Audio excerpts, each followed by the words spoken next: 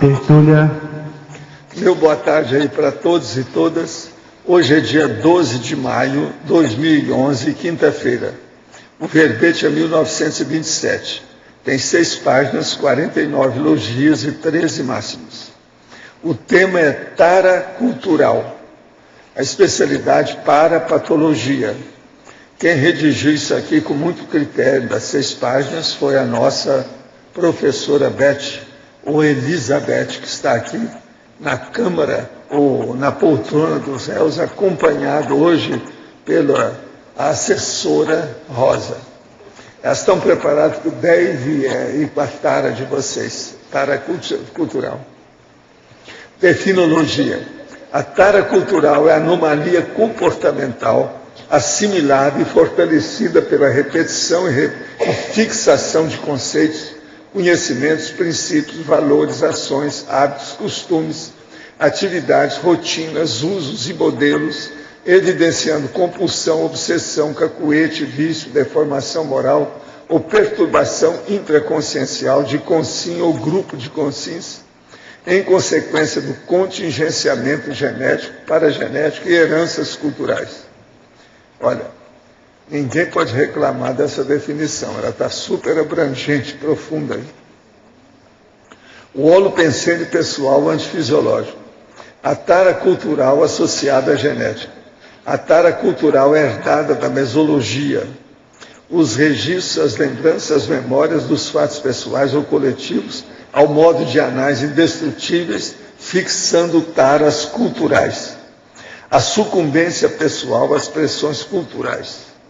A abrangência da tara cultural contaminante, o apego pessoal aos convencionalismos escravizantes, a inclinação para o pior, os conceitos distorcidos da realidade, a transmutação da tara nosográfica para o autodeterminismo produtivo, os efeitos da paragenética sobrepondo-se à genética e à mesologia. Agora, na argumentologia, nós temos a caracterologia com várias características dos portadores de tara cultural. São 10 ao todo que ela mostra. Na taxologia, tem 13 categorias bem definidas de conhecimento inútil. Isso amplia o conceito de tara cultural. Na outra caracterologia, tem, na geopoliticologia, 2 classificações de condições sociológicas específicas, ampliando o entendimento das taras culturais. Tem o contexto brasileiro e o contexto internacional. Na reniciologia, destacamos 5 verbetes dentre os 15 apresentados. Aberração antifisiológica, fascínio pelo grotesco, idiotismo cultural, taxologia das falhas, e vício da formação cultural. Frase enfática.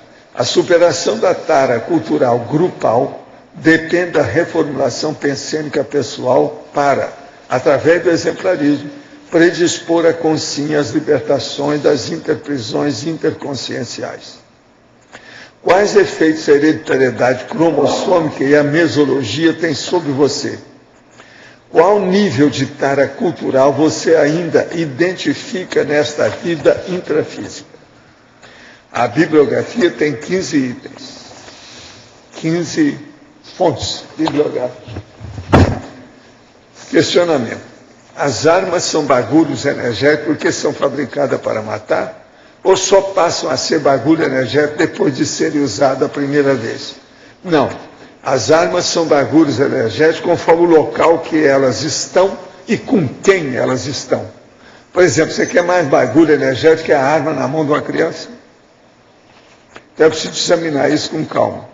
Quer bagulho energético maior do que a arma dentro da sala que a pessoa pratica a TENEPS? Isso é bagulho energético. Agora, a arma, em tese, antes de mais nada, ela é bagulho energético. Vamos considerar então depois. O que se passa? Não, o homem é policial, então ele precisa da arma. Outra, a tatuagem é negativa, pois é marca energética de um momento que estamos passando e sempre que olharmos para a tatuagem, nesse dia, virão à mente todas as emoções energéticas do momento. Ou o desenho da tatuagem de falta é que é o problema. Não, o processo é o seguinte, é que a sua pele ela é muito séria, a pele. Eu já expliquei aqui, por exemplo, se você passa determinado medicamento tópico em cima da pele, aquilo é absorvido, conforme o caso, é igual uma injeção no músculo. Agora veja, você tampa aquilo e faz uma ilustração com a tatuagem. É um negócio totalmente antifisiológico. Isso não está correto. Por isso tem, às vezes, tatuagem que cria problema, vocês sabem, dá uma série de condições aí muito bravas. Além do processo do constrangimento. É muita gente tatuada que tem constrangimento. Alguns tentaram tirar, não tem jeito, porque o negócio era grande demais. O raio laser tira, mas até um certo ponto. Agora, para você, Beth, professora, favor esclarecer, dando exemplo, se possível. Página 9, Códigologia, os códigos grupais de vitimização.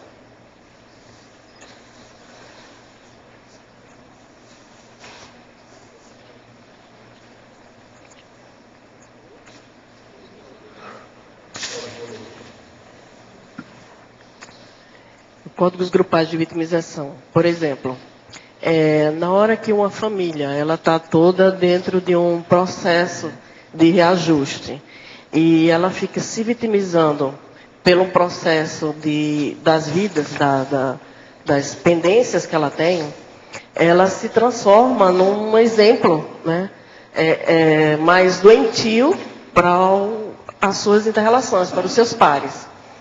E fica dando manutenção, de alguma forma, a política interna da família, por exemplo, ela se transforma numa condição de um código. Por exemplo, a máfia, né? É um código interno, mais brabo, né, nessa condição, em que se transforma no coletivo, né? Na hora que a pessoa, que o grupo, ou uma pessoa dentro do grupo, ela muda a sua forma de pensar, ela sai da vitimização e ela começa, a partir do seu exemplo, mudando, ajudando esse grupo a mudar esse código, né? Saindo mais da vitimização e assumindo mais responsabilidade dentro do grupo evolutivo para sair daquela condição. Espero que tenha ajudado. Página 9, efeitologia, o efeito nocivo das automutilações evolutivas.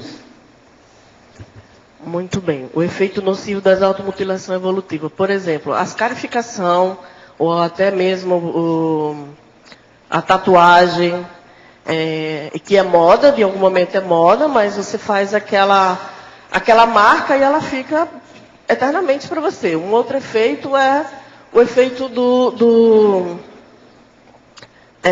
suicídio também, né? Quando você faz se promove, autopromove uma condição dessa, ela fica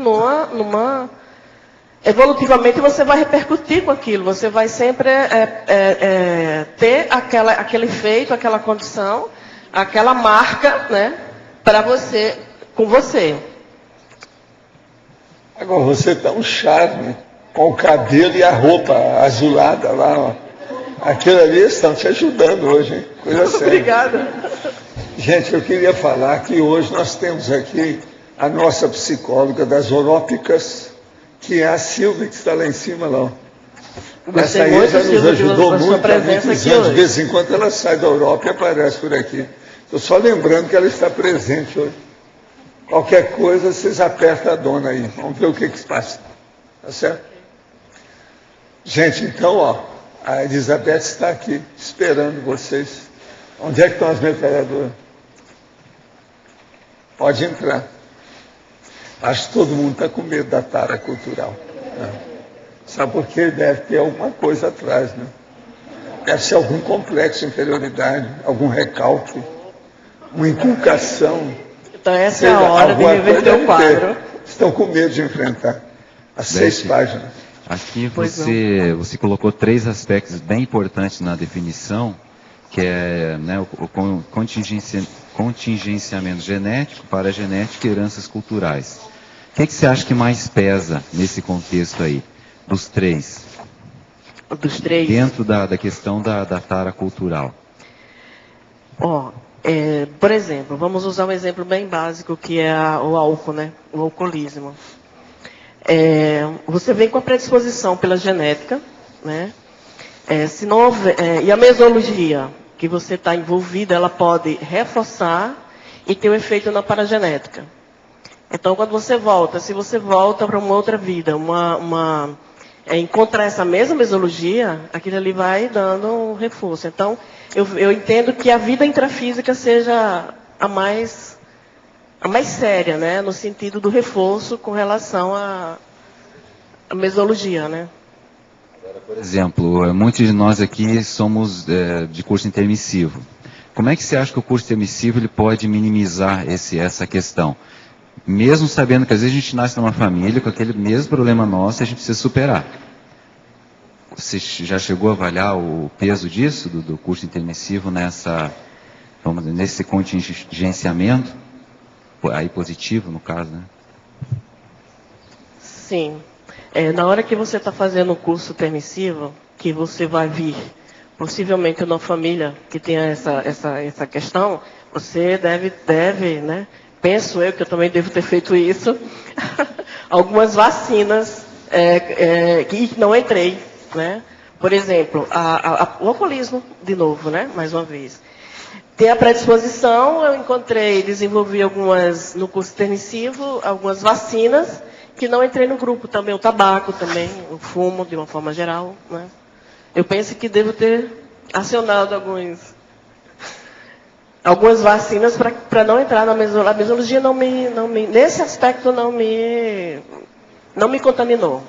E com isso, com a convivência dentro do próprio grupo, fui reforçando o não. Eu fui reforçando o não, né?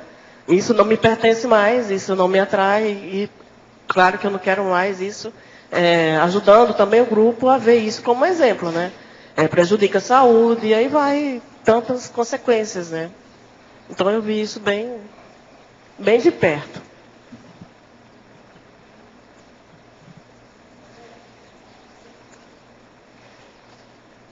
Não dói não, pode perguntar, se eu souber eu respondo.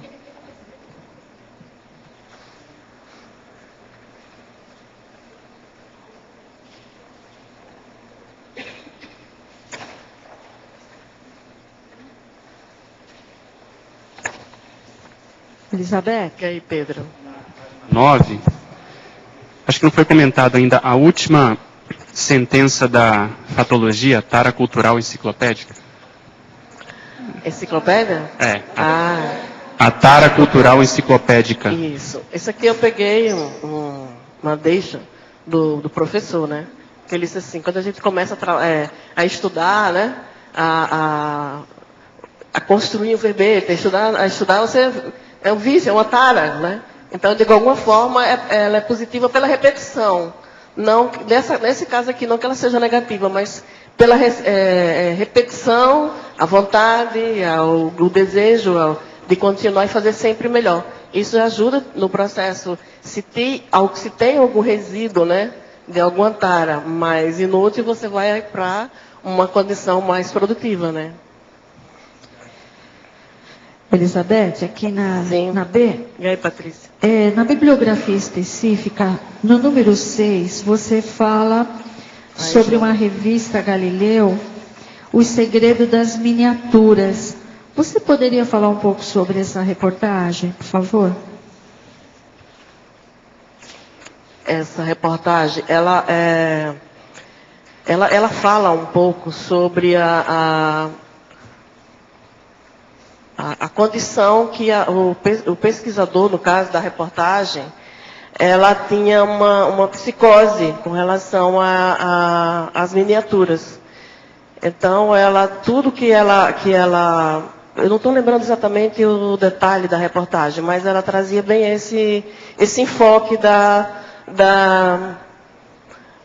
Você acha que era uma coleção? Da paixão dela, dessa pessoa, para fazer as miniaturas. E com isso ela tinha uma condição que era da cleptomania, se eu não me falha a memória, a palavra mais correta.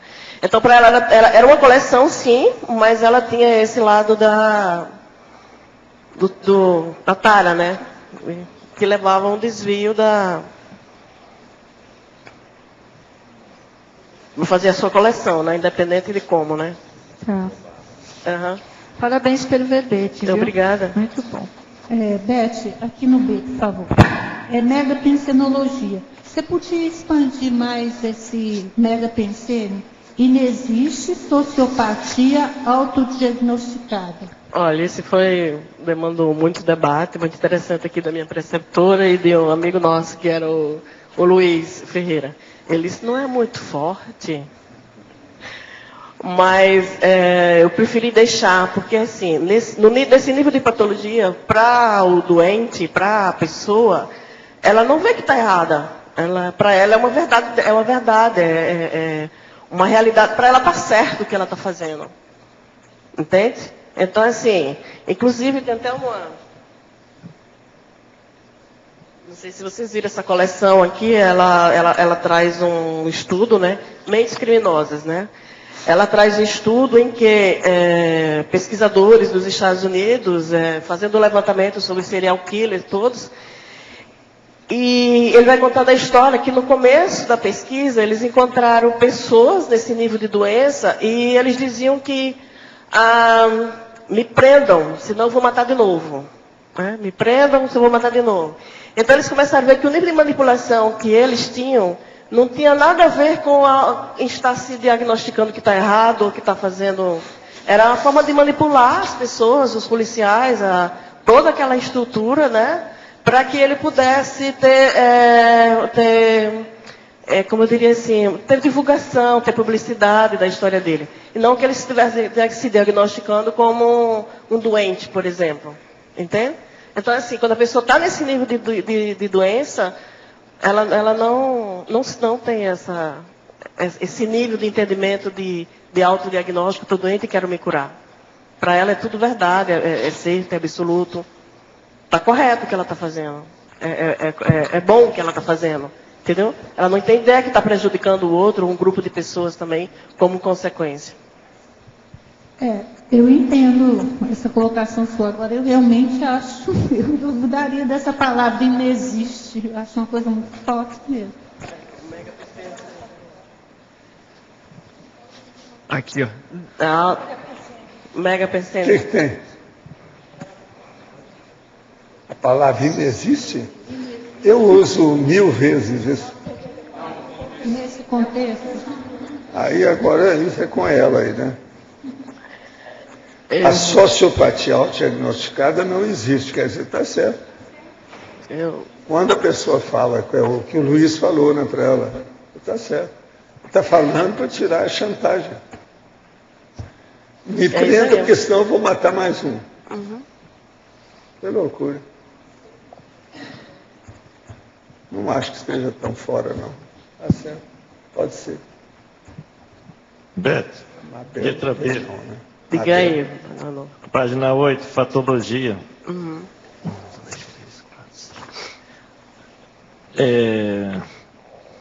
O desvio da conduta moral. Poderia ampliar para nós? O desvio da conduta moral. O desvio da conduta moral, a gente pode usar o exemplo dos nossos políticos, né? O correto, por exemplo, o caso mais recente aí, que é o da merenda escolar, né? É correto, eles se comprometeram, os políticos, de dar todo o apoio, de ajudar de todo um processo da educação de base. Na hora que eles fazem esse tipo se compõem nessa conduta, de fazer negocinho, de dar o tipo de merenda para as crianças, ele está desviando a conduta dele de responsabilidade política.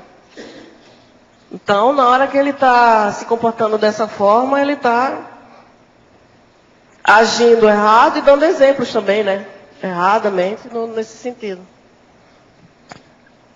É comum a gente observar pessoas que vivem no meio bastante corrupto e ele não se contaminar com aquelas pessoas que o rodeiam.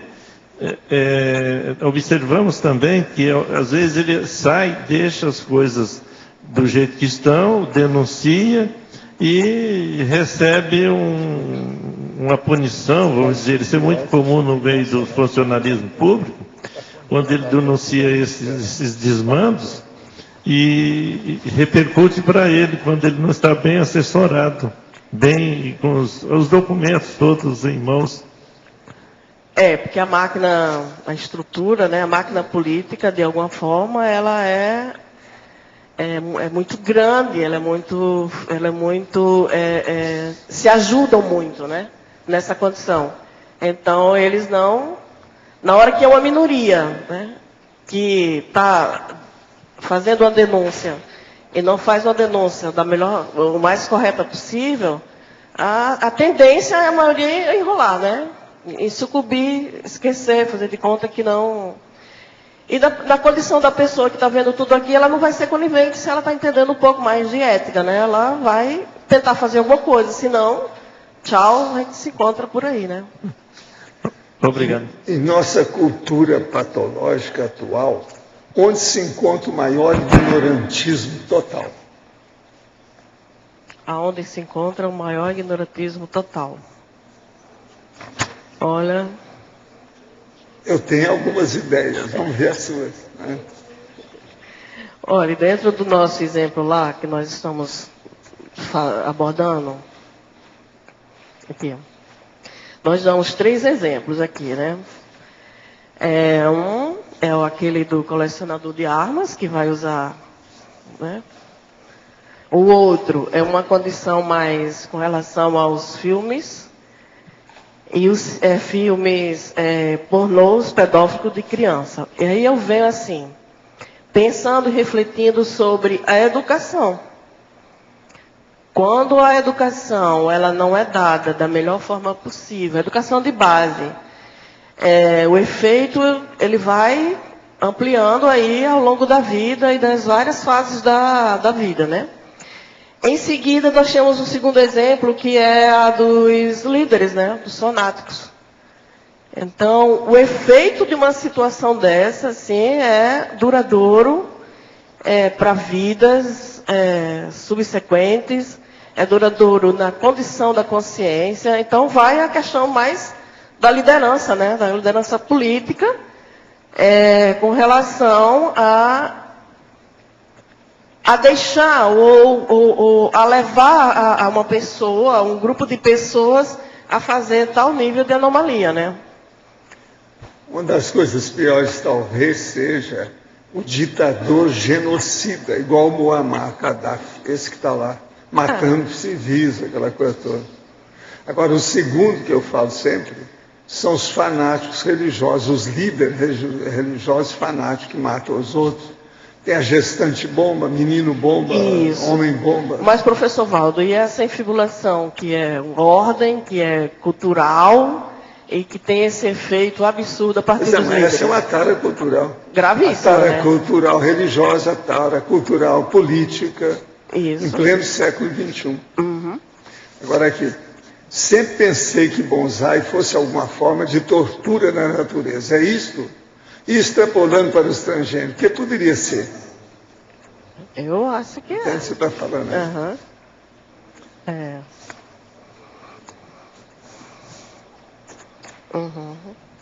Eu acho que é sim.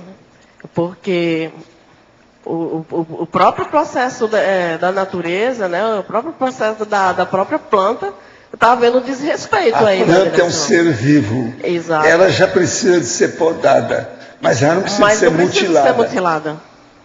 Poda e mutilação não é a mesma coisa. São diferentes. São detalhes, né? Aí é que vem a racionalidade. Ajustar. E a mutilação... Agora, transgênico. Se estudar. Aprofundar mais. A vida é dura. Betty, Osvaldo aqui aqui sim, acima. Osvaldo. Gostaria que você expanda dois conceitos. O primeiro deles, na patologia, na página 9, que diz, na primeira linha, a manifestação crassa da imprudência consciencial. E depois eu gostaria que você expanda o conceito na sinergimologia, o sinergismo, falta de cognição, pressão social.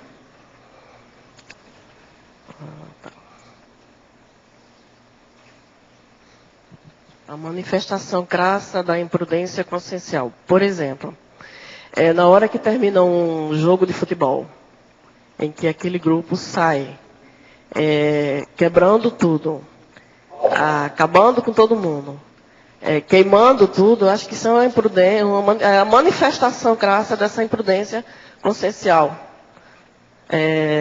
Um outro exemplo que cabe aqui também, na hora que você encontra, porque você está revoltado com alguma coisa, você se manifesta desestruturando e quebrando uma outra pessoa, não é? Um outro ser que está ali do seu lado. Não tem um equilíbrio para lidar com a frustração, por exemplo, que no caso do futebol isso é muito, muito evidente, né? E quanto ao sinergismo, ou a falta de cognição, né? Um exemplo aqui interessante é a condição na hora que você não tem ainda cognição com relação aos valores, você se deixa entrar pela pressão social. Por exemplo, as festas de rodeio, ela é uma expressão, faz parte daquela cultura, daquele local, né?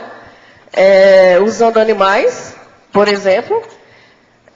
A própria pressão da vida, daquele momento, daquele ambiente, ela não está conseguindo discernir e respeitar o animal, por exemplo. Né? E ela entra nessa pressão da moda, ela entra na pressão porque faz parte da cultura da cidade, e com isso ela comete aquele desatino, né? Deu para lhe atender? É que está faltando cognição, no caso da pessoa, do respeito a uma vida. Pode ser uma vida animal, pode ser uma vida, um ser humano. O valor no sentido da condição dela, de respeitar ela como que ela está, como que ela é. E com isso ela entra naquele rolo compressor e sai acabando, né? Entrando na pressão social. Um outro exemplo também, Oswaldo, é a condição do carnaval, né? Então, assim, nós temos uma reportagem aqui em que não é nem tanta falta de cognição, não, mas são as mulheres que elas têm uma profissão, elas têm um curso superior, mas elas se sucumbem àquela condição da pressão social do carnaval. Então, ela não tem essa ideia de executar a profissão dela. A profissão dela é se preparar o ano todo para brilhar no carnaval, se quiser dizer assim. A pressão social do carnaval vai engolindo a... Elizabeth, um pouco porque você está falando disso, eu queria incluso sugerir para você colocar esse negócio de, por exemplo, na Espanha, o processo cultural da tourada, né? Que é a maior tara cultural que a gente... Aqui. Tem, eu procurei e não achei. Tá, então desculpa, eu tinha procurado, não tinha achado. E também no negócio cultural que tem agora, por exemplo, na Espanha, a Feria de Abril, que eles chamam, né? Que é um grande acontecimento, onde eles fazem muitas procissões, autoflagelações, todo esse negócio lá é cultura, é super exaltado, e a maior tara cultural que a gente pode ter, né? Porque é uma coisa terrível que eles fazem, né? Sim, meu problema. Professor, a sinalética que tenho quando chego perto de pessoas com nível alto de assédio é dos meus cílios tremerem, principalmente o esquerdo. Isso é normal? Quem está desenvolvendo o processo de parapsiquismo pode tremer o processo das pálpebras, etc. Tal. Isso faz parte do serviço. Você deve ser jejum. Está começando agora, engatinhando. Agora, para você.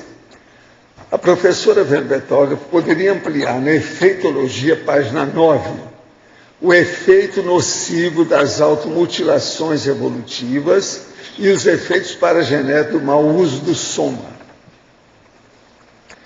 Pronto, nós já falamos um pouco aqui sobre o efeito nocivo da automutilação. Por exemplo, as tato, as carificações, que são modas, né? E ela está mutilando o soma. Os efeitos paragenéticos do mau uso do soma, ele permeia isso também, né? Essa condição da paragenética e também a questão eu usei o exemplo do suicídio, né?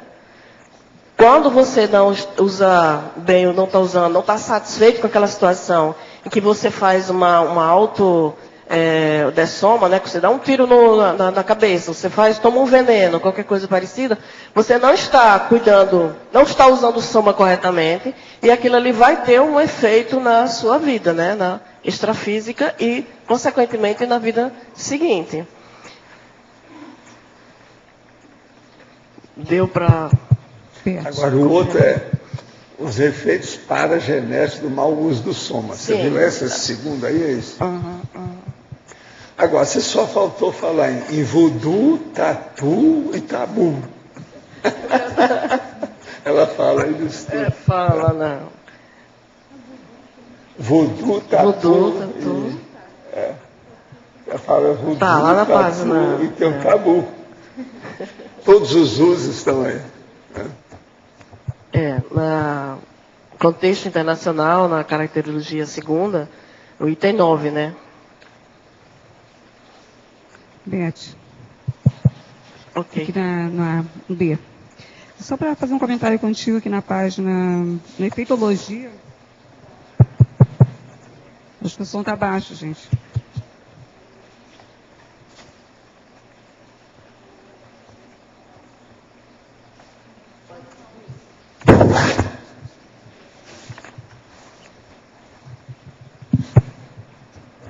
Agora, falar em tatu, só aproveitando aqui um parênteses, eles dizem que a pessoa com tatu não tem nada a ver com tatu, que tem que ver com a topeira. Mas é uma coisa que ainda não está decidida. Estão estudando ainda. Entende? Tatu é tatuagem. Agora precisa de ver. Não tem nada a ver, não. O negócio é com a topeira. Não é o tatu. Então eles consideram que o tatu é mais inteligente que a topeira. Então deve ser isso, né? Fala aí, Lídia. Então, na página... Vocês são também. Página 9. É comigo.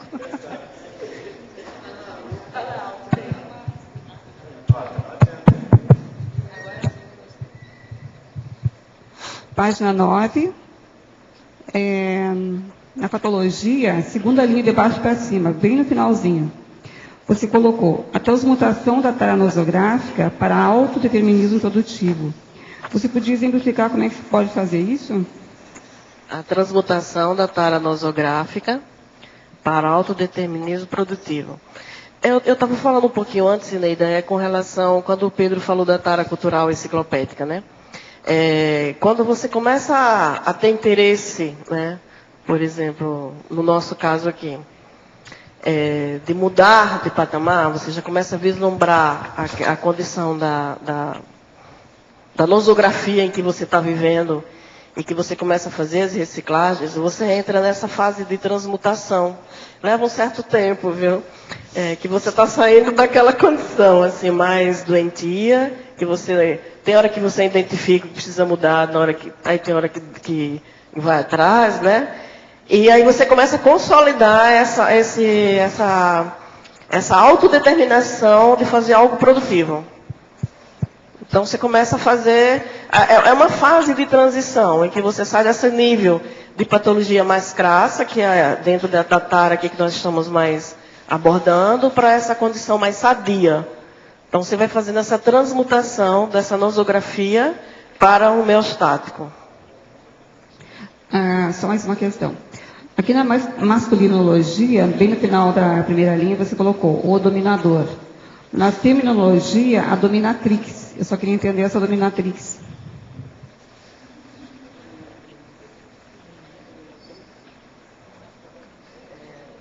Beth, Marilza aqui. Pode, ela está respondendo. Tá, desculpa. Ele está falando na ecologia, o dominador. Dominador da masculinologia. Isso. Na feminologia, dominatrix. Eu queria entender por que dominatrix. Ah, tá. Mas é só a forma mais chique de dizer dominadora. E também é o prazer sadomasoquismo. Isso. O que é? Eu não entendi. Dentro do viés do sadomasoquismo, tem uma personalidade que ela usa esse nome, né? Ela se denomina dessa forma, a própria estrutura do personagem, na hora que ela está fazendo, envolvida nessa condição, é que ela usa esse nome. Ah, tá. Obrigada.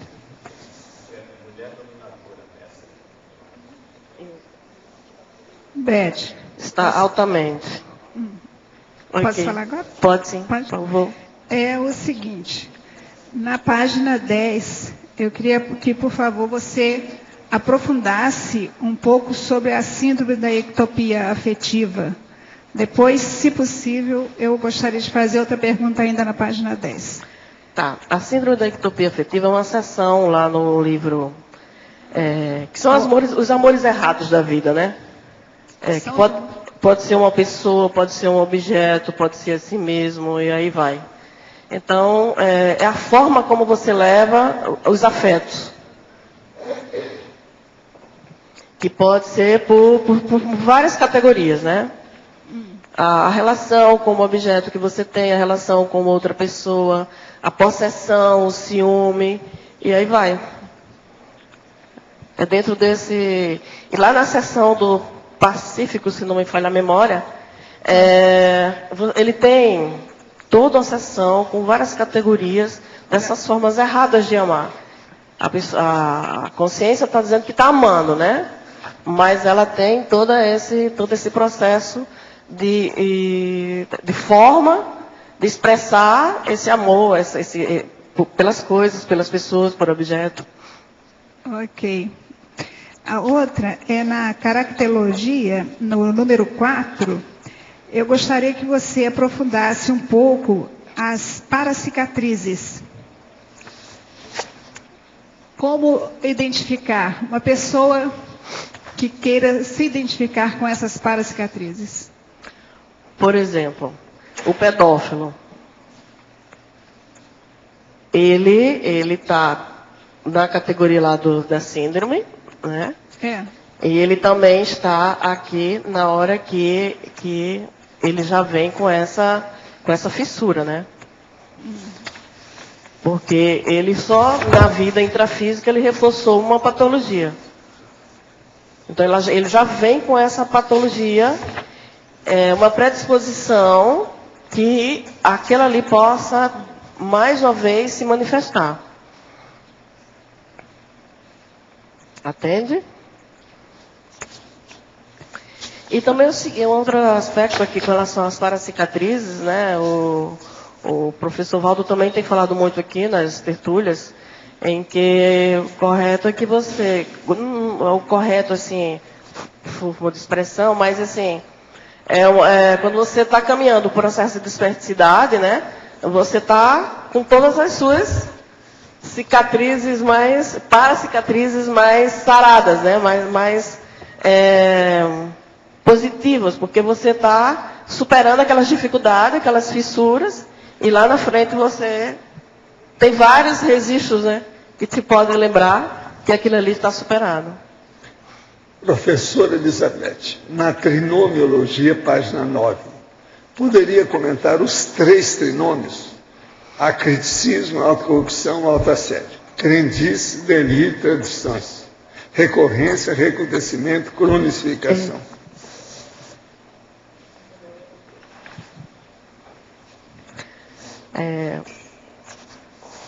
Na hora que você não tem crítica nenhuma, né? O processo da autocorrupção te leva ao autoassédio, né? Então, na hora que você está com um nível de autocorrupção além da média, qualquer nível, né? Ele te leva ao autoassédio. E também as crendices, delírios e tradições. Por exemplo, um exemplo nosso, que a gente pode ver assim de muito próximo, é com relação às religiões. Então, por exemplo, o Círio de Nazaré. Vocês já ouviram? É uma tradição no norte do Brasil, né? Que leva aquelas pessoas todas ao delírio daquela realidade em que eles estão vivenciando, e é uma crendice para eles. Vão entendendo que aquilo ali, segurar naquela corda, é alguma coisa de vantajoso, né? Não sei para quem, mas tudo bem. Estão se matando ali, estão se mutilando ali de alguma forma. E a recorrência. Então, assim, na hora que essa consciência, vamos usar exemplo lá das pessoas que estão lá envolvidas, naquela crendice lá com relação ao Círio de Nazaré. À medida que eles vão repetindo aquilo ali, eles vão entrando no piloto automático. Então, vai se cronificando aquele nível de patologia. E eles estão se achando, né? Achando que aquilo ali é o mais correto, é o mais produtivo para aquela realidade em que eles vivem. Na fatologia, página 8, 7ª linha, poderia ampliar o item os cacuetes culturais?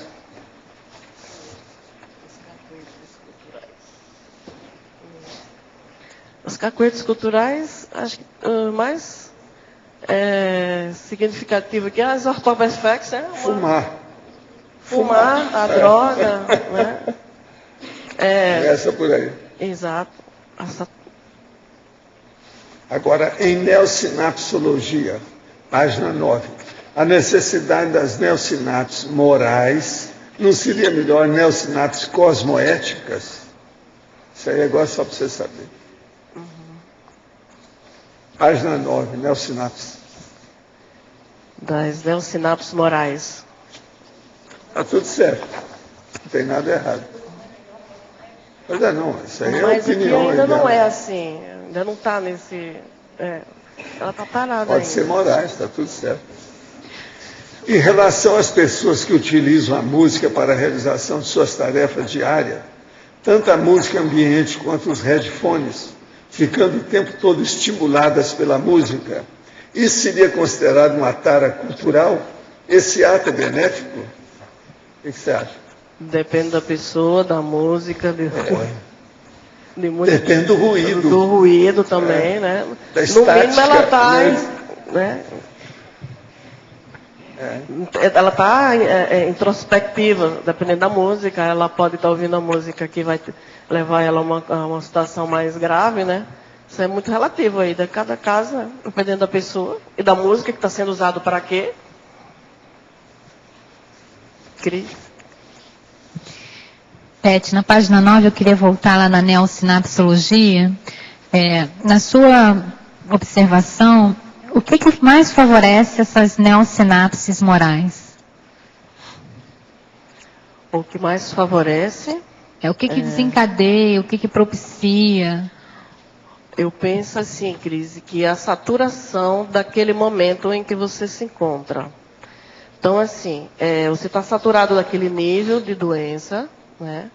E você quer fazer diferente, quer saber diferente, quer ter um movimento de sair daquela condição. Então, ela vai procurar conviver com pessoas mais sadias, procurar mais conhecimento.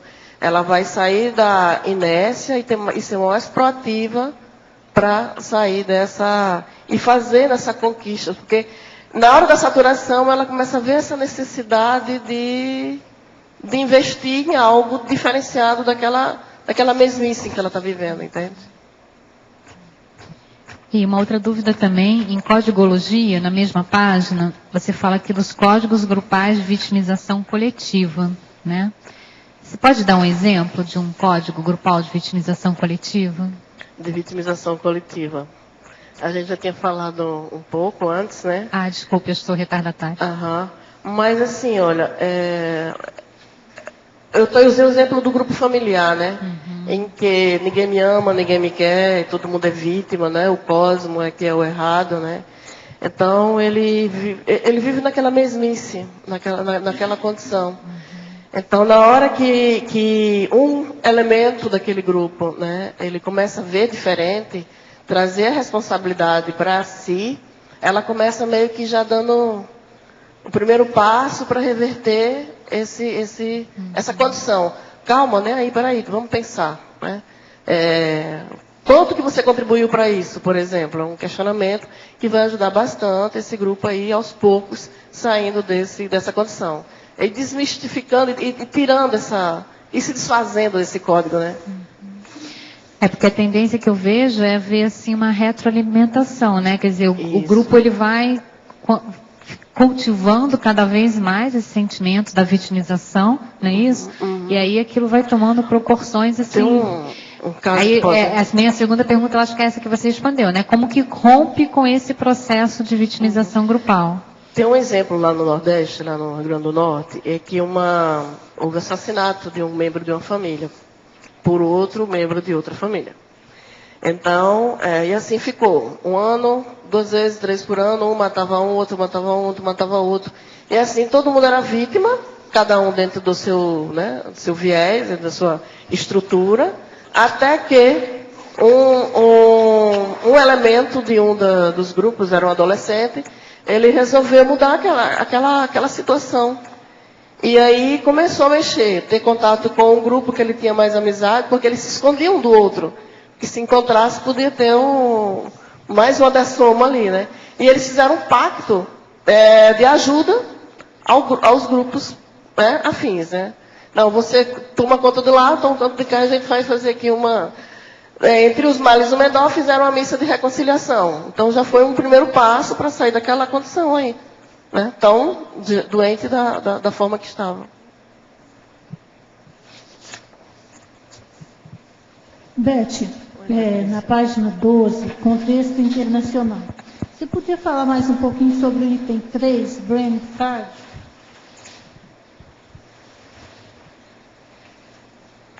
Do contexto internacional, no item 3. Aqui nós tentamos trazer a condição como nós estamos falando da sociologia, né, de uma forma geral, e as doenças mais graves, que é essa condição que é um tipo de doença, que o nome dela é cérebro de bicha, né? No Brasil ela tem esse nome. Ela acontece mais na África, abaixo do Saara, em grupos reurbanizados. Então, dentro ele não se encontra um peixe fora d'água. Então, tem o processo daquela realidade em que eles tinham tão primitiva para o processo da reurbanização. Aí vem a condição, como consequência, a hipocondria, todo mundo é sempre doente, mais doente, vai atrás e entra um processo de uma ansiedade generalizada por não saber lidar com aquela nova realidade, né? Com aquela nova condição em que eles se encontram.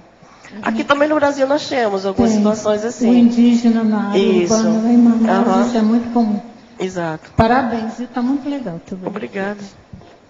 Beth, gostaria que você falasse um pouquinho dos excessos no Orkut, Facebook e no Twitter. Eu não acesso essa parte, não conheço muito, podia falar um pouquinho mais. Olha, eu também não, mas eu tive que aprender agora com isso, viu? Eu fui aprender a lidar com essa condição, mas aqui, eu tive que fazer também, né, uma página no Facebook. Não está desatualizado, porque eu queria entender como era que funcionava aquele negócio. Então eu tive uma assessoria técnica de uma das minhas filhas, né, para montar todo aquele esquema lá.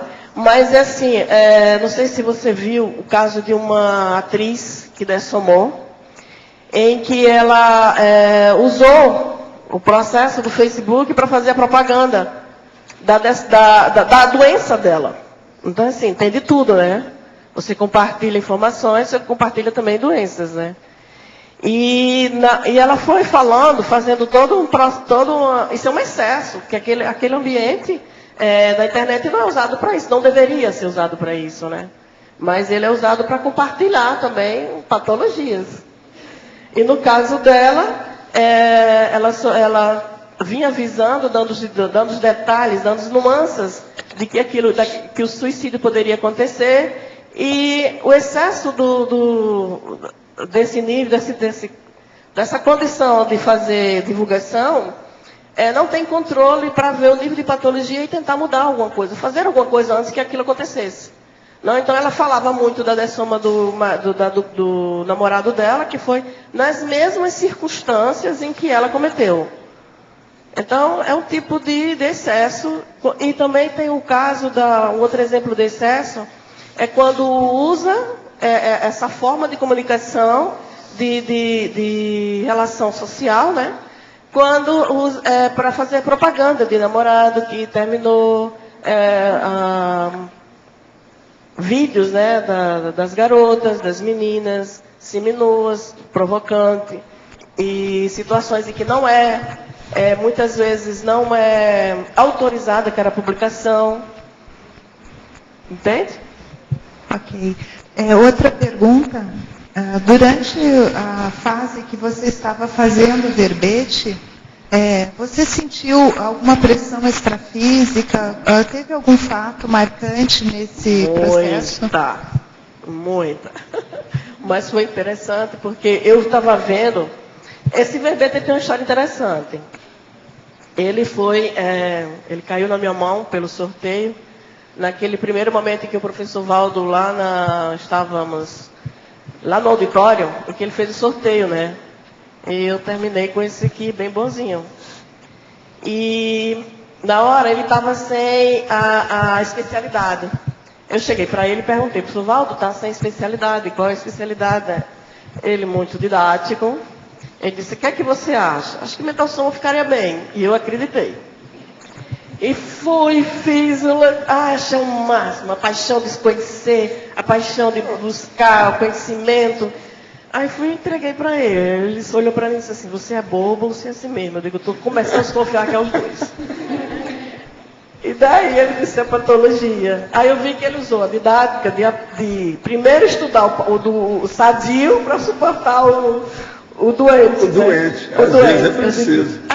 Danado, me pegou. E como é que eu não vi isso antes? Mas olha, o verbete está muito bem feito. Obrigado, trabalhou bem. Um grande elogio.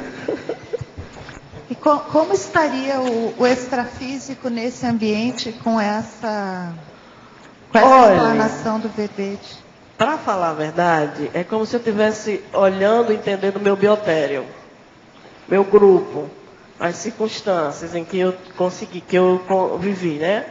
Não sei se vocês sabem, mas eu sou do Nordeste do Brasil, né? Nesta vida.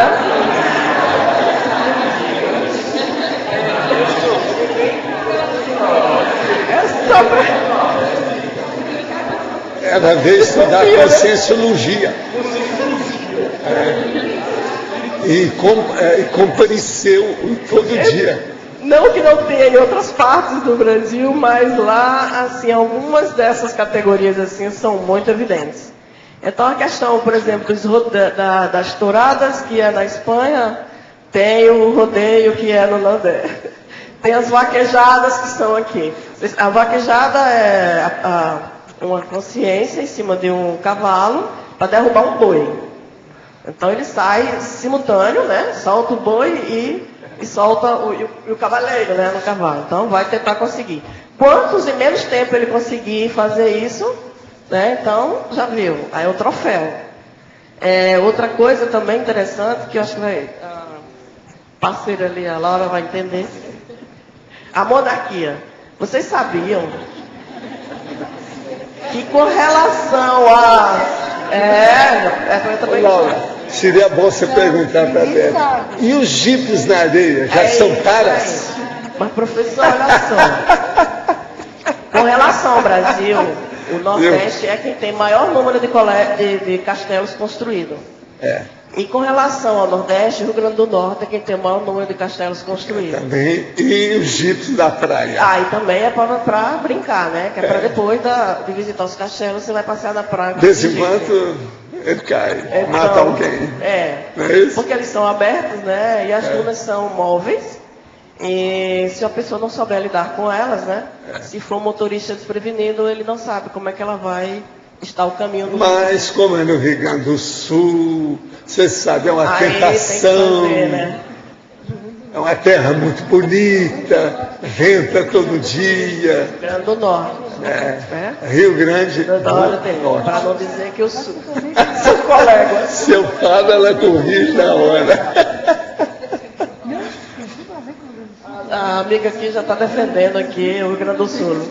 Né? Pois é, o Rio Grande do Sul está criando deserto. Agora, lá no Nordeste já né? Na praia. Né? Não precisa criar. Não, aí já é tudo natural, né? Elizabeth. Ok. Parabéns pelo verbete. Escuta, olha quem é que está falando aí. A Morelia. Eu gostaria de fazer uma sugestão, na verdade, no detalhismo, né, na parte de tecnologia. Acrescentar a técnica da INVEX, já que tem como objetivo, um dos objetivos é diminuir a manifestação do porão consciencial e de encontro às taras culturais. Então, eu acho que é uma técnica bem relevante para se acrescentar aqui na tecnologia. Levando em consideração as emissoras, eu aceito. Você vê, né? Não foi de mãe para filha. Bom, isso aqui já é o resultado. Valeu. Beth. Oi. Página 10, caracterologia, item 5. Você pode explanar um pouco e dar uma espécie de contraponto? O quê? Poderia repetir, por gentileza? Afro-brasileiro. É inabilidade parapsíquica. Inabilidade? Brasileiro. Isso. Inabilidade de heteropercepção e dificuldade de interpretar a própria realidade. Aqui o exemplo mais crasso é assim, a pessoa que tem o que a gente chama assim, o parapsiquismo destrambelhado, né? Ela tem parapsiquismo, mas ela não sabe lidar com ele, né? De forma mais adequada, né? É inábil para lidar com o processo do parapsiquismo. E com isso, ela tem essa visão distorcida. Por exemplo, na hora que ela tem uma percepção, ela tem uma reação e não sabe decodificar aquilo. Então, o contraponto seria o desenvolvimento do parapsiquismo cosmoético, que umas ferramentas que nós temos aqui no CIAREC são as dinâmicas que ajudam bastante a gente entrar no eixo com relação ao parapsiquismo. Ele entendeu? Minha sobrinha passou por um trauma e já frequentou a psicoterapia. Porém, minha irmã, mãe da criança, retirou do tratamento. Vejo que minha sobrinha ainda precisa de ajuda profissional e a própria já pediu para a mãe colocá-la na psicoterapia de novo. Porém, minha mãe fala que não vai colocar porque o pai da criança não quer e afirma que psicólogo não resolve nada. Já tentei esclarecê-la. Como posso ajudar minha sobrinha nesse contexto? Olha, aí é você fazer amizade com a psicóloga e levar para jantar, etc. Às vezes ajuda para ter contato com a criança, né? E outra coisa, indo lá a psicóloga, dá um jeito de fazer umas sessões com o pai dela. Porque o pai é que está precisando mais de psicólogo. Tudo é a realidade, não tem que falar na cara, não tem jeito, eu não estou falando quem é. O que a autora pensa a respeito da consciência-terapia, da progesterapia na tara cultural? Isso é a Marta Ramiro que está perguntando a você. Bom, digamos que a anomalia aqui, todo processo de doença é questão de nível, né? Então, se você está numa condição de autossaturação e não quer mais ficar naquela condição, a consciencioterapia é uma excelente ferramenta. Você tem que pedir ajuda, procurar ajuda. Principalmente quando você já começa a se identificar, entender que está naquela condição e não quer ficar mais naquela condição. Então, vamos procurar os universitários e a consciencioterapia e demais, né, que possam nos ajudar.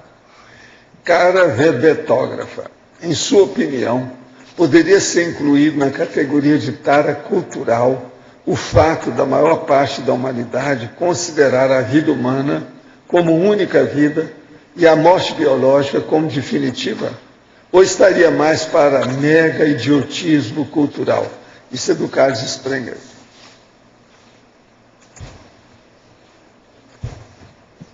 Agora pegou. O que você acha? É mais O que você idiotismo, quer? né? Tara cultural ou mega idiotismo cultural? Acho que é mais idiotismo cultural, né? Está mais Eu acho. caracterizado assim. É porque é maior. Né? É. Agora, para você, para verbetógrafo, na história da humanidade, uma das maiores taras que se tem conhecimento é a religiosa. Baseado na religião, os homens têm cometido crimes impensáveis, ao exemplo da condenação à fogueira e atos de terrorismo extremistas. Na taxologia, página 11, caberia também entre as taras já relacionadas a citação da tara cultural religiosa? É interessante, mas ela tem aqui, em alguma forma aqui.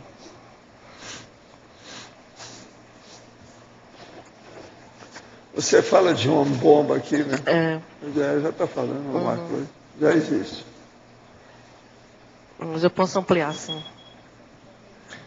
Comecei o curso de psicologia esse ano e gostaria muito de ser consciência terapeuta. Entretanto, estou em dúvida se devo continuar por muitos motivos. O senhor poderia dar sua opinião? Não, a primeira coisa, a gente teria que saber quais os motivos que se apresentam para deixar o curso de psicologia. Saber, não posso chutar. Psicologia é um grande curso, ajuda muita gente. Vai melhorar muito. Quem começa a melhorar melhor? A pessoa. Quando começa a estudar, é a própria pessoa, é o próprio estudante. De modo que precisa de saber por que você quer deixar. É uma moça que está falando isso. Agora, para você, caracterologia, página 10, item 3. Desordem mental. As vivências fechadas em holopensene patológico sujeitas ao ciclo de retroalimentação da patologia. Poderia comentar? O fechadismo aqui, ele reforça, né? Uma pessoa mais fechada, mais... ela vai fazendo uma retroalimentação na sua doença. E de autoassédio, ela vai fazendo uma retroalimentação da sua doença. Ela não sai daquilo, então ela continua se retroalimentando aquela doença. Muitas vezes é pela mesologia, às vezes é porque encontrou uma situação mais difícil e fica com medo de sair, né, daquela condição. Então aqui, por exemplo, o vício, né? O vício ele cabe um pouco aqui nesse exemplo. Como exemplo, né? Fica a pessoa não consegue sair daquela condição e ela faz uma retroalimentação. E o fechadismo interconsciencial ajuda muito, reforça essa condição.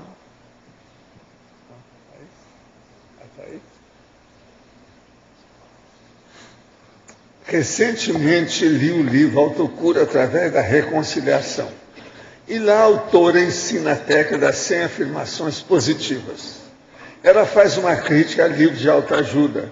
Utiliza a técnica diariamente, mas não vejo diferença alguma entre essas afirmações e as afirmações do livro de autoajuda. O senhor poderia comentar sobre o assunto? Agora é com você, né, mano? Prazer. Parece, mas não é igual o Denorex. Tem que ver o nível da intenção da pessoa, porque as técnicas de autoajuda, geralmente, elas são açucaradas, elas são até mentirosas, porque elas não correspondem à realidade da pessoa. Então, a pessoa repete uma coisa que ela realmente não sente.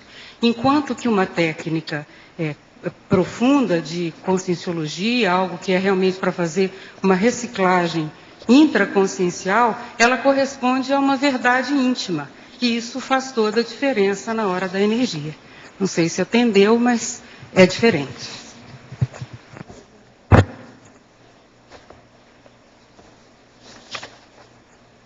Aqui no ar. Na página 11, em taxologia, no item 13, caberia aí também rinha de galo? Não sei se você pensou nisso. Caberia. Valeu, Fernando.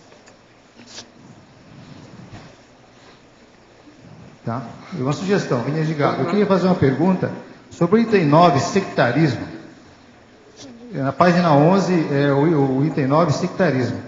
Você já refletiu sobre o nosso grupo aqui da Conscienciologia? A gente não incorre no mesmo risco aqui de sectarismo também? É preciso ter muito cuidado, autocrítica, né, muito discernimento, para que isso não ocorra, né? Então, tem um nível de diferenciação do que nós compreendemos como sectarismo, né? Mas também nós temos assim que ficar muito atilado para que isso não aconteça para esse nível. Então, o nível de autocriticidade e heterocriticidade é muito vacina, né? Para que isso não aconteça aqui conosco.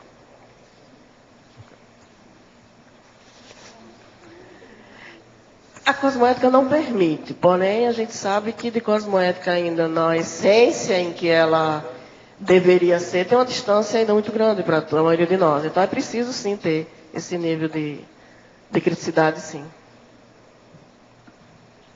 Discernimento, né? Acima da média.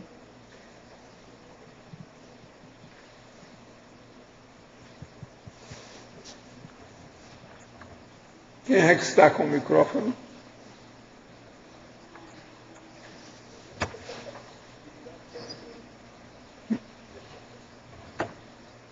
Pode falar disso. Betty, na página 9, na fatologia, na última linha,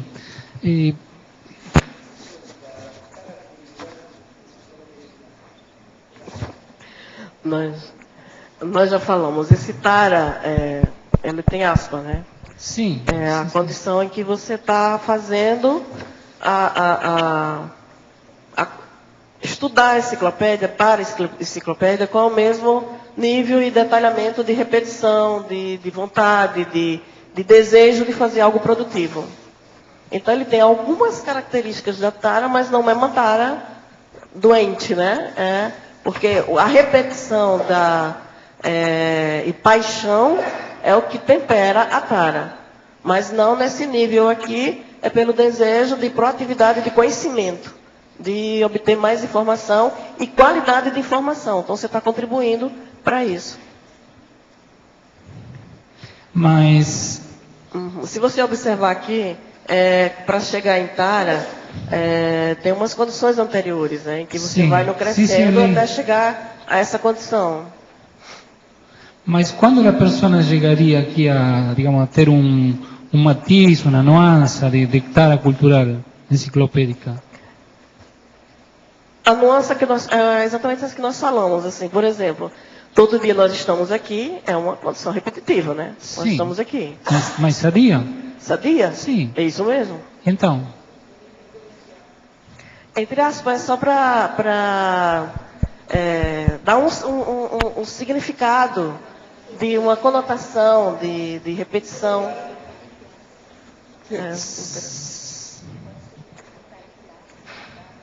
O quê? Mostrar o quê? Ah, sim, pode pôr. É no sentido mais figurativo, né?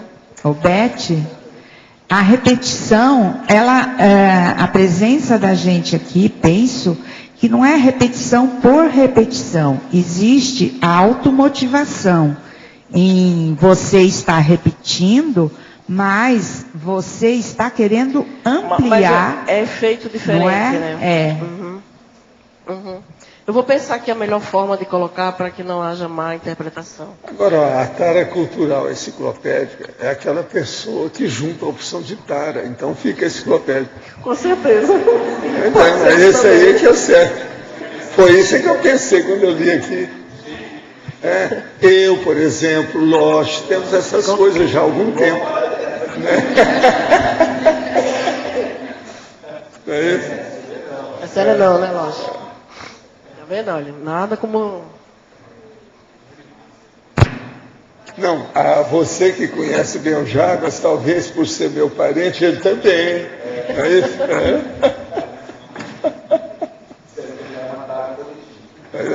Aí é grupal.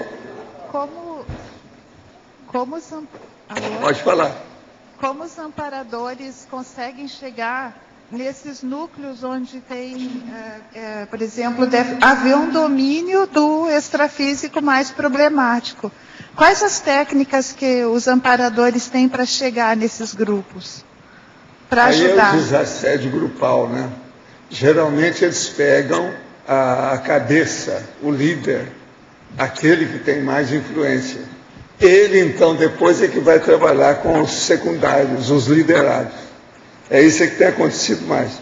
Agora, dentro dessa condição, isso aí demora muito. Depende da circunstância. Mas a hora que aquela pessoa se rende e joga a toalha, vem centenas de outras consciências atrás dela. Por exemplo, um caso que eu acho muito sério é a questão da pornografia no mundo, né? Como da infância, de todos os tipos. Qual o planejamento dos amparadores a longo prazo para melhorar isso? Como seriam as técnicas? O problema é colocar nessa questão aí a visibilidade explícita. Colocar a coisa que está escondida para ela se tornar pública. É o que aconteceu com a Igreja Católica e os padres pedófilos lá, pornográficos, etc. Deve haver um serenão especialista nessa área, né? Agora, essas coisas estão começando a aparecer na igreja, até esse caso que você contou. Conta aí para nós o caso, como é que foi lá da Espanha. Obrigada. Vocês vão ver que isso aí já vinha dentro do processo sexual alterado da igreja, e aí no caso é com monja. Olha bem, monja, quer dizer freira, sora, da Igreja Católica. Então, estes dias apareceram uns titulares na Espanha. O titular falava assim: niños roubados, que seriam crianças roubadas. Eles descobriram em 2 clínicas da Espanha, uma em Barcelona e outra em Madrid, que durante os anos decorrentes do ano 1970 ou 75, essas clínicas que eram levadas por monjas católicas, elas tiravam as crianças que na hora nasciam das mães, falavam para os pais que a criança tinha morto e adotavam, vendiam. Eles descobriram que essas monjas estavam milionárias, tinham muito dinheiro, e foi através desse processo da venda de crianças. E curiosamente, uma das minhas irmãs nasceu em Barcelona em uma dessas clínicas. Então, isso chamou muito a atenção, mas se eles descobriram 2, com certeza deve ter muitas mais. Muitas mais. Agora, isso não é fácil, gente. A própria freira falar que a menina morreu, depois pega e vende a criança. Pensa bem, aonde nós estamos, que situação, dentro da igreja, com todos os votos de obediência da irmã de caridade. Ela já chama irmã de caridade, né? Ivaldo, o pior de tudo é que as crianças, que hoje são pessoas mais ou menos entre 38 e 40 anos, elas se uniram todas, são mais de 100 da clínica de Barcelona, elas foram todas lá na clínica onde ainda tinham aquelas monjas, pediram justificação e elas trataram com maior respeito as crianças, as pessoas, não quiseram nem dar bola para elas, isso é uma antifraternidade total. São mais de 100 casos de 100 pessoas procurando os verdadeiros pais deles. Então, é uma revolução mesmo.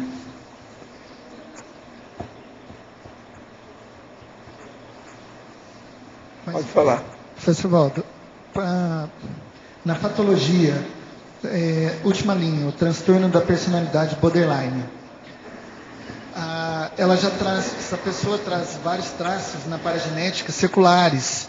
Ela descobrindo agora que esse traço, como é que pode ser trabalhado para ir eliminando esse transtorno? O ideal é chegar e falar com um especialista do assunto, né? Psiquiatra, psicólogo, etc. Tratar, consciência-terapeuta.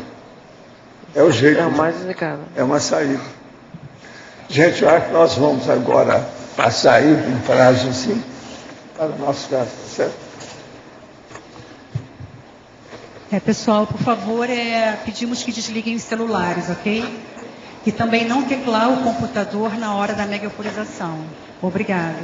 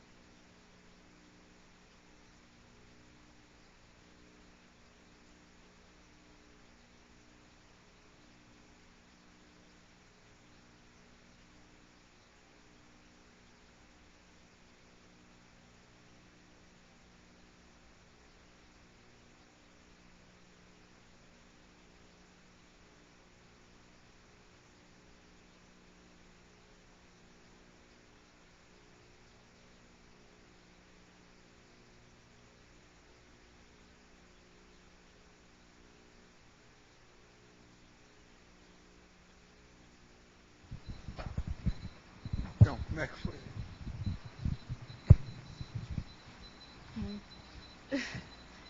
Uma sensação muito boa. Muito, assim, não sei nem como explicar. No início eu estava bastante nervosa. Isso que a gente chama de euforia, não dá? Meu cardiochakra, assim, parecia que E você pensa bem, isso são 5 minutos, 6 minutos, geralmente. O negócio é instantâneo. Isso é que nós chamamos da taquirritmia. Agora, ó, essa condição que eu estava falando aqui, para eu falar aí para vocês, é o seguinte: isso é a condição ilibada, quer dizer, a escorreita.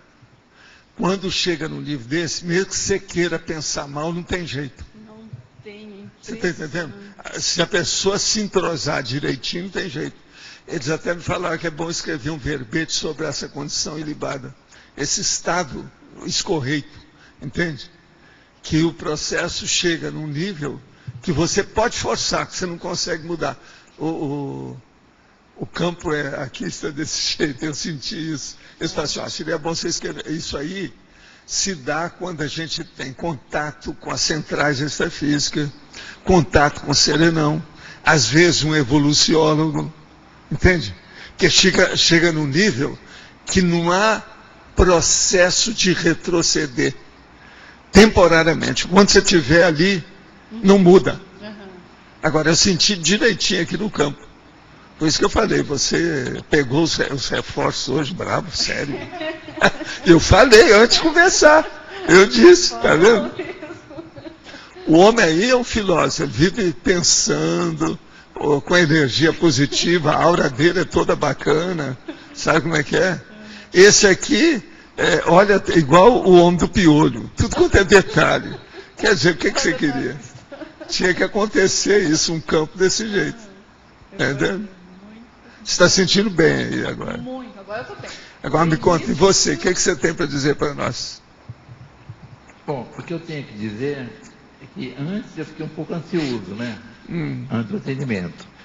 E assim que eu me acomodei aqui na cadeira, eu me senti mais tranquilidade e senti muita energia vindo de baixo, assim, me envolvendo. É, porque às vezes o campo ele vem de baixo para cima. Mas bem nítido assim mesmo, né?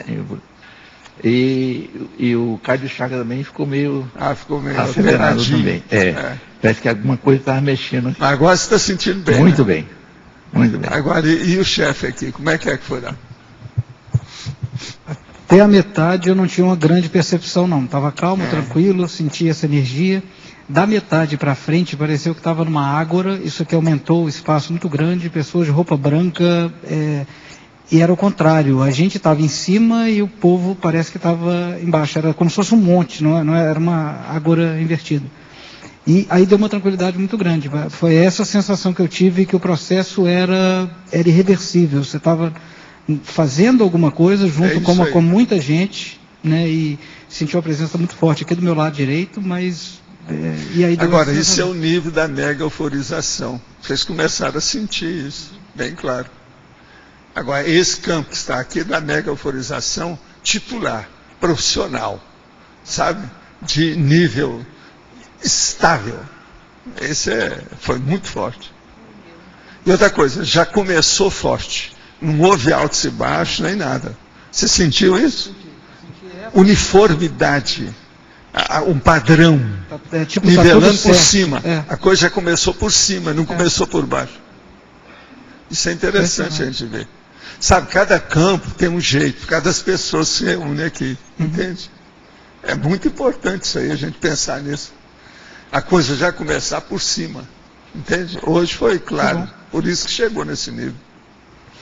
Parabéns para vocês. Se precisar, a turma que está trabalhando aí, ó, qualquer coisa, põe dessas 3 pessoas aí, ó, para servir de doador de energia.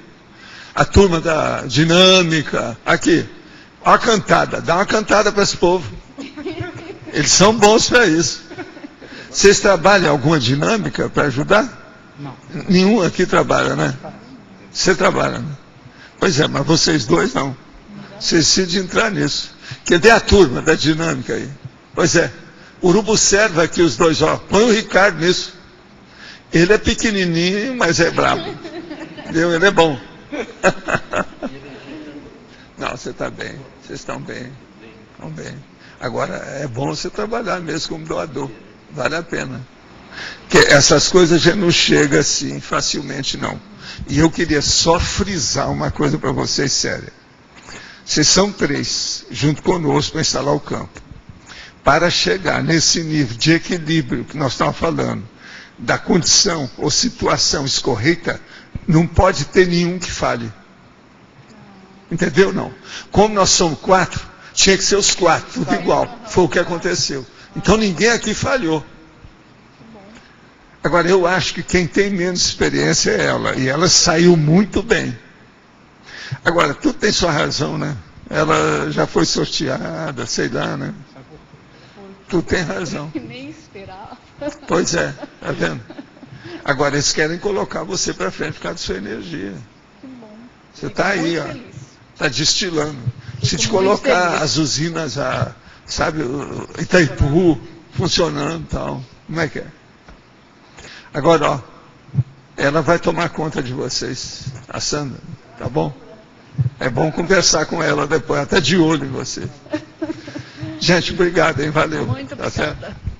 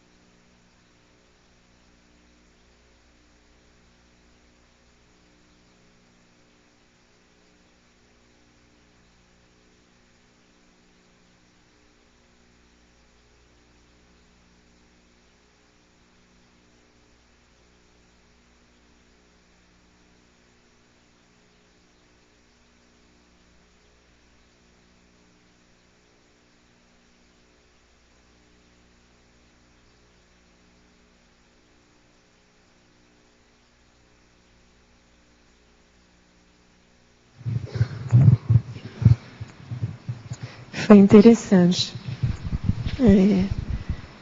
Eu senti logo no começo. Sua hora está mudada. Tá. Tudo branco. Foi interessante. Hoje, inclusive, eu acordei de manhã com muita energia. Estava bem diferente do normal. Eu falei, tem que ficar atenta, porque quando está com muita energia assim, né? As pessoas que têm mais parapsiquismo, o senhor Mário, sempre falam, olha, fica atenta porque vai ter algum trabalho. E então eu fui para a faculdade e fiquei bem atenta.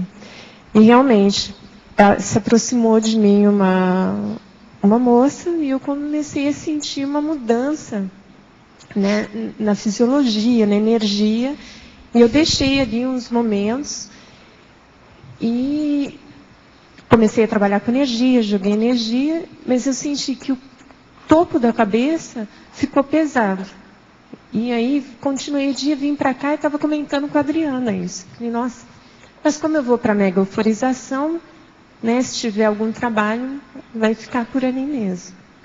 E eu vim para cá e ainda estava sentindo tudo aquilo, todo esse processo que vinha comigo. Mas chegando aqui, eu comecei a sentir assim, uma vibração muito forte, estou sentindo até agora, nos plantochakras, assim, um tremor mesmo, bem forte, bastante energia ali. E logo que começou, eu senti como uma força e energia assim, vindo mesmo, até para empurrar, e um vento mais frio.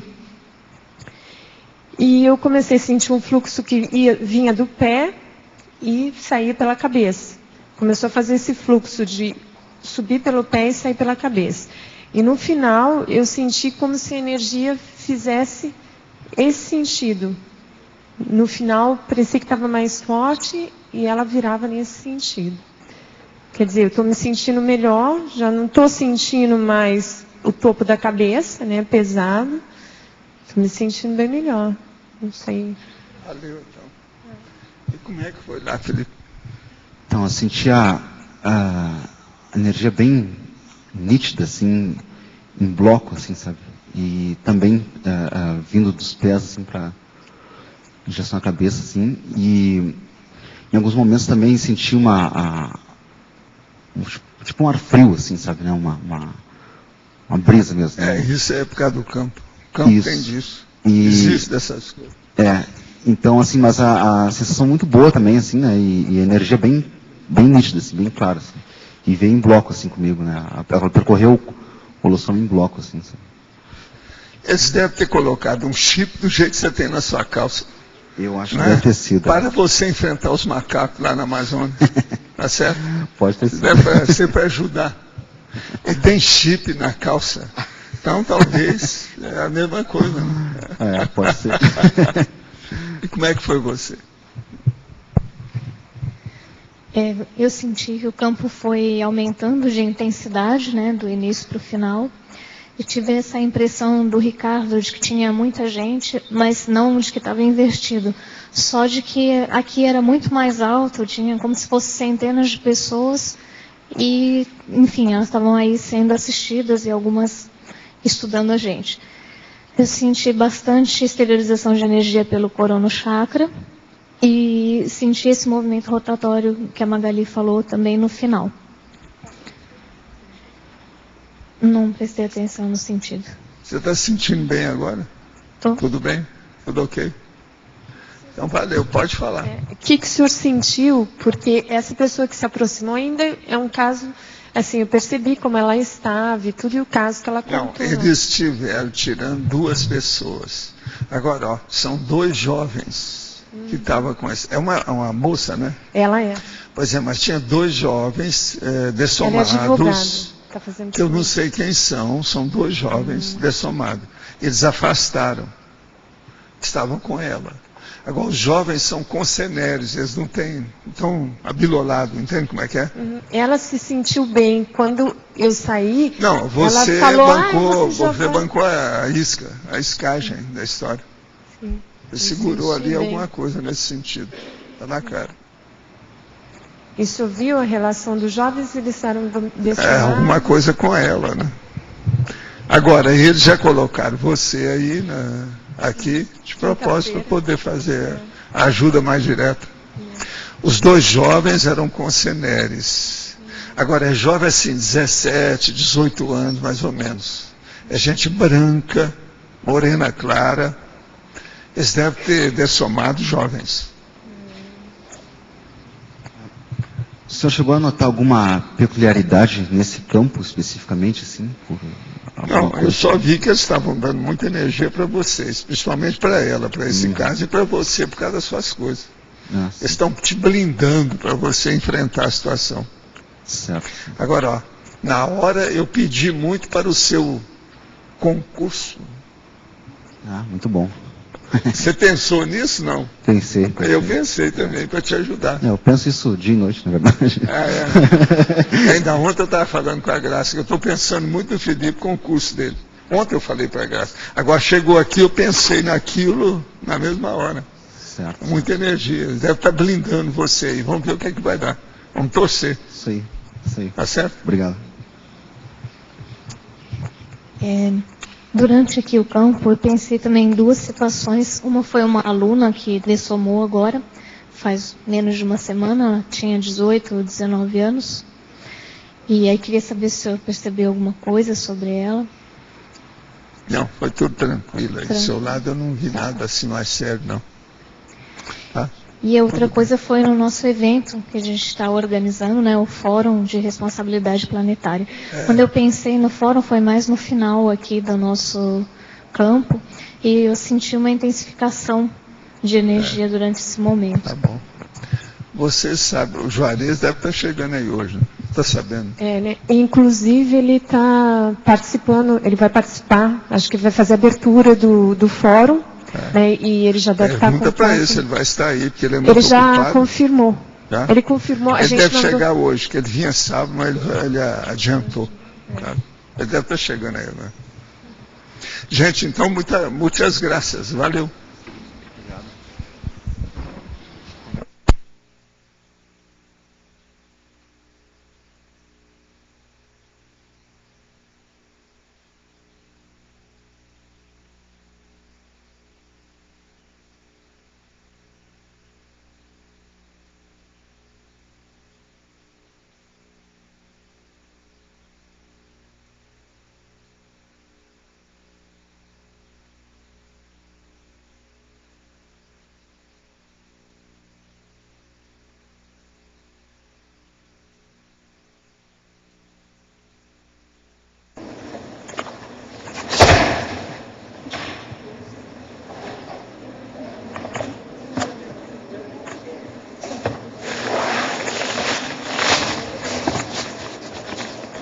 Agora, ó, tem algo importante ou interessante para a gente falar, que é o seguinte: o processo, quando vai instalar um campo, não é bem o problema das pessoas serem conhecidas, não. Às vezes ela pode ser até desconhecidas, mas se o nível de energia estiverem no mesmo nível compatível, harmônico, adequado, aumenta o equilíbrio, vocês estão entendendo? Por isso que é muito difícil a gente instalar com 4 pessoas para tudo dar certo. Está entendendo? O que é que eu falo? Quando juntam 3 pessoas, o que acontece? Como é que eu chamo? Já é uma multidão. É assim que eu falo? Então, é um problema. Agora, por exemplo, esse primeiro campo que nós instalamos, talvez tenha sido o que bateu o recorde. Matéria de nível que coincidiu. Agora, outra coisa séria. Não adianta nada, também no meio dessas 4 pessoas, todo mundo está bem ali, mas é preciso ver o dia, aquele momento, essa tarde, como é que está a pessoa. Então, as coordenadas do sinergismo, a associação, você está entendendo? Não é fácil de chegar nisso, você entende? Eu não lembro de nenhum que foi assim, alcançou esse nível aí, deles chegaram a falar para mim, porque eu notei e falei assim, olha, esse aqui está num nível aí que está irretocável, vocês não podem reclamar. Aí eu falei assim, ó, seria bom até você escrever sobre isso, que é essa condição, entendendo? Irretocável do nível. Numa condição dessa, dentro daquele campo, Você pode querer pensar mal que não vai. Fica assim, você está entendendo? Desmoralizado o mal. Ele não chega, aquela ideia negativa não cola. É totalmente refratário a condição. Vocês estão entendendo? Agora veja, isso é que é o mérito maior da mega euforização. Mas veja, eu nunca falo nisso aqui porque já não pode exigir isso das pessoas. Ela tem que descobrir isso por si. Ao passo que ela vai melhorando o processo da energia e da euforia, ela chega nisso um dia. Aí ela vai ver o que a gente está falando. Entende? Por enquanto não dá. Então você vai fazer um verbete em condição ilibada? É mais ou menos uma coisa dessa, né? A situação, no caso aí, ilibada, escorreita, irreparável, irretocável. Você está entendendo? Talvez seja o irretocável. Então é a condição irretocável. Agora veja, ela é cosmoética, ela é de equilíbrio, ela é de harmonia, ela é de sobrepairamento. Agora, até que ponto isso aí seria a parte prática da imperturbabilidade, viu, Roberto? É a parte prática da imperturbabilidade. Seria o contraponto, professor, da condição da tara cultural? Como é que é? Essa condição seria pois mas parece que eles coincidiram, né, Paracuá, para mostrar como é que é o outro lado do disco. Você está entendendo? É totalmente o outro lado do disco. É o antípoda total positivo. Agora, gente, numa condição dessa, eu tenho isso de vez em quando, você está entendendo? Mas, por exemplo, aqui nesse nível, eu nunca tive. Em época nenhuma. Em nenhuma dessas experiências. Eu não sei quantas tem atualmente que já foram, mas é um monte, são dezenas delas, né? Agora, então, vocês vejam. Eu não tenho pelo seguinte, porque eu estou aqui trabalhando, eu estou a serviço. Eu sou funcionário, empregado, operário da história, entende? Eu não estou trabalhando com isso, eu não quero meu bem-estar. Eu não penso nisso. Agora, quando chega um nível desse, que o campo levou o bem-estar, que não deu, até eu recebi as rebarbas positivas, como é que fica? Isso é diferente. Vocês estão entendendo o que quer dizer? Agora, a coisa mais séria é essa. Não adianta afinidade entre as pessoas. Precisa de uma série de variáveis para colocar o prisma adequado para encaixar tudo. Você está entendendo, né? Então, são muitas variáveis, muitas vertentes, muitos dados que têm que se juntar e aquilo dá certo para o processo funcionar. Olha, parabéns a você, eu estou esperando agora o livro, não é isso? Já está encaminhado, não é isso? Os verbetes no meio do caminho, mas o livro vai chegar então, lá. Não, isso para você, fichinha. Verbete para você, fichinha. Depois desse aí. Os nossos comerciais, por favor. Obrigada. As pontuações da tertúlia de hoje foram 100 assinaturas no livro de presença, 23 perguntas presenciais, 18 perguntas respondidas online, 52 votos presenciais, 12 votos online. Hoje temos 5 recados: Loge, congressos intermissivistas, Kelly, ciclograma, Neida, aulas abertas, reaprendência, Tiago, lançamento do livro do professor Marcelo, Magali, Fórum Ambiental. E antes, Fernando vai falar sobre os amigos da enciclopédia. Boa tarde a todos. O programa da Amigos da Enciclopédia vai promover no último domingo do mês de maio, dia 29, o sorteio mensal do programa Amigos. Nós vamos sortear um e-book, um tablet, um Kindle da Amazon. Então, vamos sortear um Kindle da Amazon como o primeiro prêmio aí. O segundo vai ser uma vaga no Simpósio Internacional de Democracia Direta, que vai ocorrer aqui em Foz do Iguaçu nos dias 3, 4 e 5 de junho. Então, quem for sorteado pode participar do primeiro Simpósio Internacional de Democracia Direta. E o terceiro é um livro, Onde a Religião Termina. Então, esses são os prêmios do final do mês.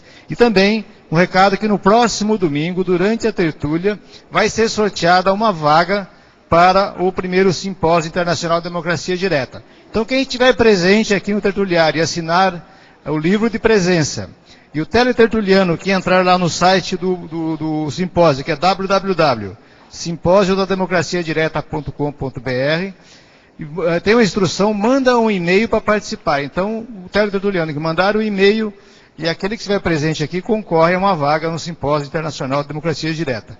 No próximo domingo, durante a tertúlia. Obrigado. Pessoal, nós gostaríamos aqui de convidá-los para o Congresso Internacional de Intermissivistas, que ocorrerá entre os dias 22 e 24 de julho, aqui em Foz do Iguaçu, no Discernimento. A proposta é fazer uma grande junção, uma grande reunião dos intermissivistas. E nós vamos ter, dentre as atividades, um curso dentro do Congresso com o professor Valdo Vieira sobre a condição do intermissivista, na sexta-feira, dia 22. Então vale a pena todo mundo se programar, os teletertulianos, por exemplo, para que nesses dias estejam aqui. São uma série de conferências, atividades, para que a gente possa pesquisar mais sobre essa temática do curso intermissivo. Para mais informações é só ligar diretamente aqui na recepção do CAEC para obter preços, condições e uma série de outras informações. Junto com o Congresso, um pouco antes, nós vamos ter o curso Ciclograma. Raquel vai colocar aqui.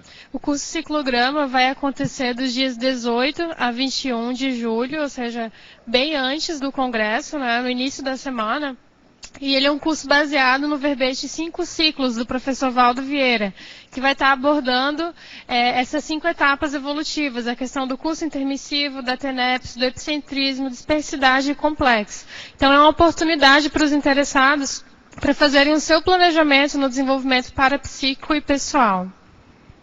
Okay. Boa tarde a todos. Estamos aqui para divulgar as aulas abertas da Conscienciologia, que fazem parte do Programa para Desenvolvimento de Professores, que é promovido pela Reaprendência. Então, nesse próximo final de semana, gente, nós teremos uma aula, né? Dia 3 de maio, sexta-feira, às 15 horas, sempre com o professorando Felipe Piccolo, com o tema Holossoma. Esses eventos são eventos abertos e gratuitos. No dia 14 de maio, que é o próximo sábado, às 15 horas, nós teremos uma aula especial de proficiência ou de formação de conclusão. O tema será Desenvolvimento Parapsíquico e Intrasciencialidade. E o formando será Rafael Steidel. Então, como os eventos são todos gratuitos, prestigiem e participem. Estão todos convidados. Boa tarde a todos. Vamos divulgar agora o curso e palestra gratuita do professor Marcelo da Luz em Curitiba. Então, hoje o professor Marcelo da Luz estará nas livrarias Curitiba, às 19h30, para o lançamento da obra Onde a Religião Termina. É aberto, gratuito para todos. Amanhã será no Hotel De Ville, em Curitiba, também às 19h30, gratuito. E no sábado, dia 14, inicia o curso Descrenciologia, também no Hotel De Ville. O curso objetiva análise minuciosa do fenômeno religioso, oferecendo aos participantes instrumental crítico para a desconstrução da autoidentidade religiosa. Muito obrigado. Só para lembrar, gente, que esse evento é uma parceria com o IPC Reaprendência. Para maiores informações, contate pelo telefone 41 3233 5736 ou ainda no e-mail contato@reaprendência.org ou no site www.reaprendência.org. Participem e são todos convidados. Boa tarde a todos. Nós consideramos que é muito importante existir um diálogo cada vez mais intenso entre a conscienciologia e outras áreas do conhecimento. Por isso, nós estamos criando aqui a oportunidade de um fórum de diálogo interparadigmático entre conscienciologia e várias outras áreas do conhecimento. Aqueles que se sentirem motivados a aumentar o seu conhecimento em outras áreas e contribuir com o seu olhar do paradigma consciencial para outras áreas, inscreva-se no evento Fórum de Responsabilidade Planetária, vai ocorrer em outubro desse ano aqui em Foz do Iguaçu. Nós ainda estamos recebendo trabalhos até o dia 7 de junho. A Magali vai falar um pouquinho mais aqui com vocês. Bom, então o fórum ele vai ser aqui no Discernimento, a partir do dia 28, 29 e 30 de outubro, né, de 2011. Esse fórum vai ter participações de vários cientistas de todo o Brasil. Então vai vir o Mauro Lins, o doutor orgânico, o Ivan Batista, que é o coordenador geral das unidades de conservação do IBAMA. Vai vir também o Juarez Freitas, que é um jurista da PUC, que é conhecido aqui do pessoal. O Marcos Barreto, que é historiador e professor da UFF. O Marcos Sorrentino, ele é biólogo, professor da ELASO, da USP. A Mônica Lepre, antropóloga do INCRA, do Rio de Janeiro. A Regina Dias, médica ortomolecular, também aqui da Conscienciologia. Solange Guimarães, que é geógrafa da Unesp. A Vera Vargas, que é geneticista. E o Arthur Andreolo, que é da UFMG. Então, fora esses que já confirmaram, nós vamos ter mais algumas pessoas que nós estamos aguardando a confirmação. Então, vai ser bem interessante. As inscrições já podem ser feitas no Discernimento, tá? Ou também, para as pessoas que são de fora, elas podem entrar no site, que é o www.responsabilidadeplanetaria.org.br, ou elas podem telefonar também aqui para o 45 2102 1400. 45 é o código de área, 2102 1400. Tá bom? Então a gente convida e espera aí a participação de todos, tanto com os trabalhos de vocês, aquelas pessoas que se sentem relacionadas com o tema, né, de responsabilidade planetária, quanto pelas inscrições, as pessoas que querem estar aí participando do fórum. Tá bom? Obrigada. O VVD eleito para amanhã é Reinclusão Grupo Kármica, especialidade Grupo Karmologia, autora Socorro Fração. Obrigada e boa tarde a todos.